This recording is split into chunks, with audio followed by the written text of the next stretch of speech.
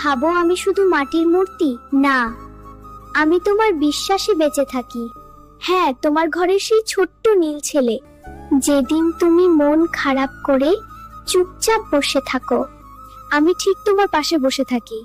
তুমি দেখতে পাও না, কিন্তু আমি তোমার চোখের জল গুনে রাখি। যেদিন তুমি রাগ করে আমাকে ভোগ দাও না, আমি অভিমান করি না, কারণ আমি জানি তোমার রাগের ভেতরেও আমার জন্য ভালোবাসা আছে।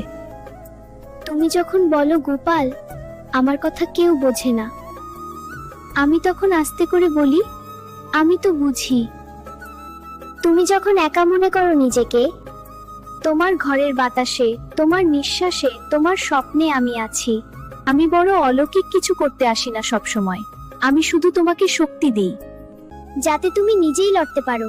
দুঃখকে ভয় পেও না, আমি যখন তোমার পাশে আছি, আমাকে মিষ্টি না